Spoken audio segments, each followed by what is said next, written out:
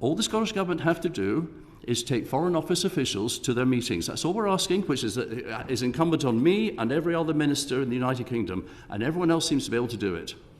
I have always been happy to be accompanied by representatives of the UK embassies or high commissions whenever I undertake international meetings. That is the position of the Scottish Government. It's unfortunate that FCDO officials sometimes do not make themselves available. Is this a bit of proven political games played by the Scottish Government, or just a pointless threat by the Foreign Secretary David Cameron? Well, that's up to you to decide.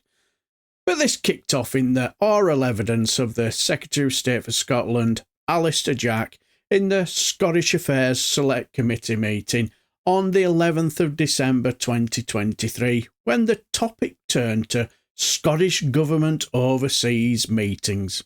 Because last time you were here, we discussed your unhappiness about Scottish Government in terms of how it was communicating to international governments.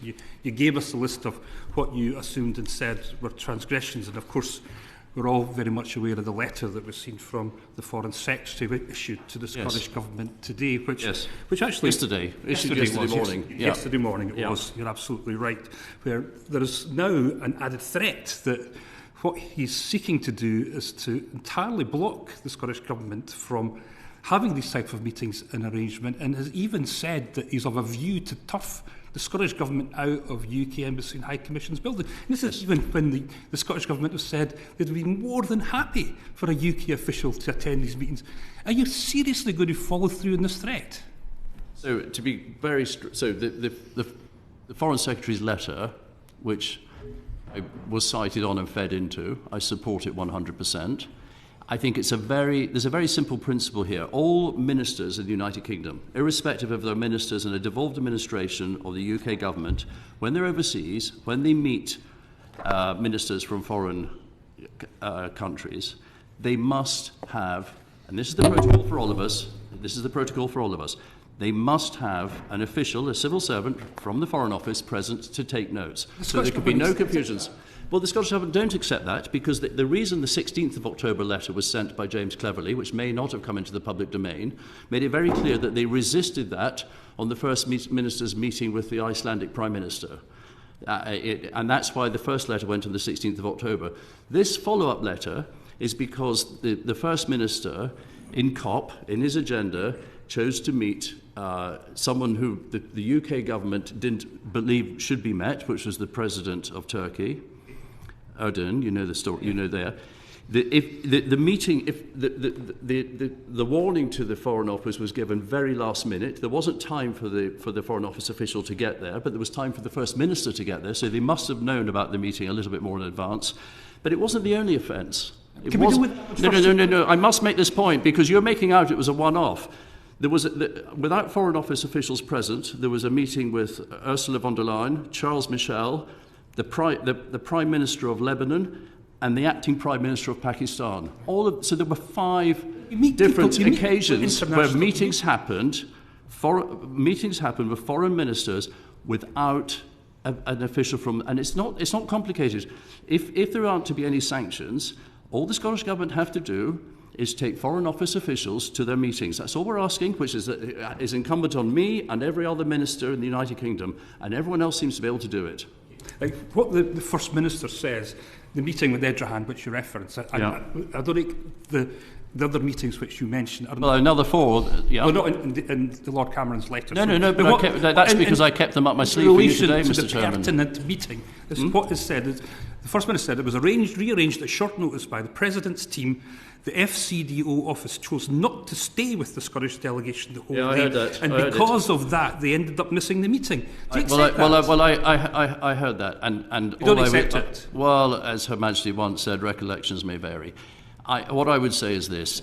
I've heard directly from the Foreign Office what they feel happened.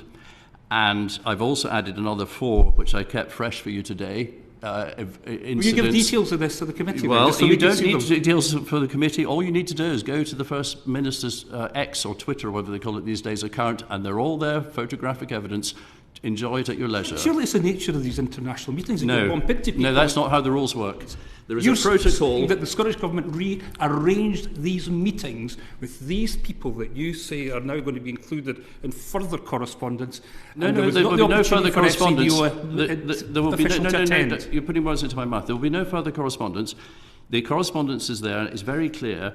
The Scottish Government, if they want to have facilitation and logistical support and everything else overseas, then they must have an official from the Foreign Office present at those meetings. That is incumbent, and that is incumbent upon all ministers from the United Kingdom, irrespective of they're a minister in a devolved administration or they're a minister for the United Kingdom government. Those are the rules. And all we're asking is that they stick to the rules that everyone else sticks to. It's not complicated, and it shouldn't be that difficult. And just lastly, so you are serious about this threat to withdraw Scottish Government officials from UK embassies and high commissions? That's a serious and live threat that you've put forward, yeah? Well, it's very clear in the letter. That's fine. Very interesting conversation, especially with this desperate to break international law to take away our human rights government, and now wanting other governments to play by the rules now. You couldn't make this shit up, could you? Well, the next day in Holyrood, the Cabinet Secretary for Constitution, External Affairs and Culture, Angus Robertson, made a statement on this situation. In April, the former Foreign Secretary James Cleverly wrote to me and issued inaccurate and misleading guidance to UK overseas missions regarding the Scottish Government's international engagements. I wrote to Mr Cleverly seeking agreement and consultation on how the guidance could be amended or withdrawn. I did not receive a reply. I then received another letter from Mr Cleverly in October raising the matter of a meeting between the First Minister and the Prime Minister of Iceland.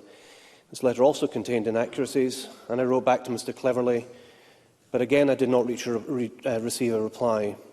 This week I received yet another letter, this time from the new Foreign Secretary, Lord David Cameron, including the threat referenced by Dr Alasdair Allan.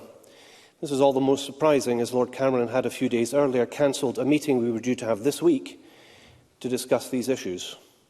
The Scottish Government's only interest in pursuing our international work is promoting Scotland's interests. Yesterday we published detailed evidence setting out the way that the Scottish Government international offices support trade, jobs and vital business connections. The report also refers in positive terms to the working relationship with the FCDO in overseas posts, and I look forward both to continuing to promote Scotland's interests and to working with UK Government counterparts. Alasdair Allan. Well, after that, SNP's Alasdair Allan said something very interesting. I thank the Cabinet Secretary. The framers of the Scotland Act were clear that the reservation of international relations does not have the effect of precluding the Scottish ministers and officials from communicating with other countries, regions or international or European institutions, so long as the representatives of the Scottish Parliament or the Scottish ministers do not purport to speak for the United Kingdom or to reach agreements which commit the UK. So can the Scottish Government confirm that it would seem the Government here is being accused of not respecting the devolved settlement? For clarity, can the Cabinet Secretary confirm whether the First Minister or indeed any other Minister has purported to commit the UK to any international agreement? Cabinet Secretary.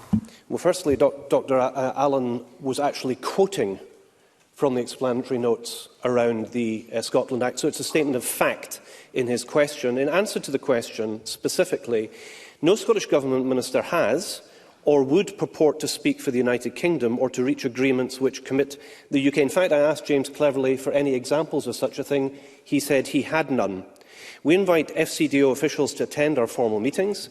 It's impossible to predict where and when informal meetings will happen during large-scale events like COP28, and to threaten Scotland's interests on the basis of these discussions arranged at pace is ridiculous. Very interesting, eh? What do you guys make of it?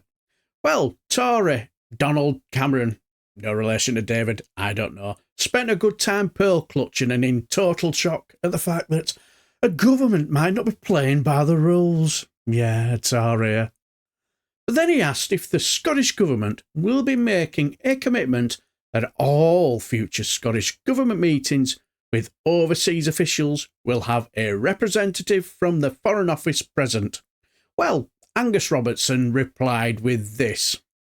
So Donald Cameron has brought up the letter of the law, and the Scotland Act states very clearly, so let me quote again to the Chamber what it says.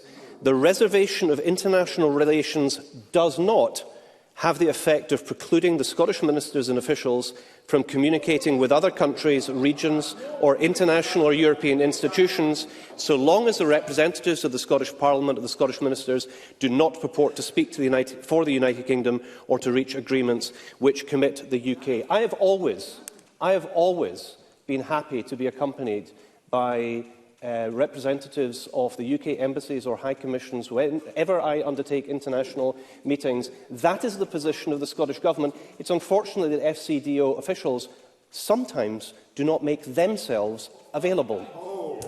So what do you guys think? Is the Scottish Government playing political shenanigans? Is this pale-clutching Foreign Secretary and Secretary of State for Scotland just basically talking out of their backsides?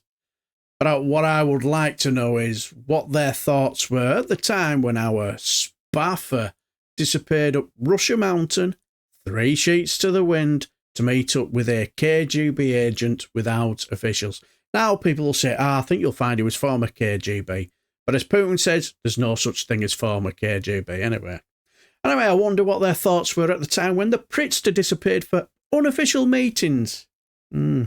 I don't think they have the moral fibre, so to speak, to criticise others on overseas meetings, do they? But what do you guys think? Let me know down below and I shall bid you farewell and take care, my friends.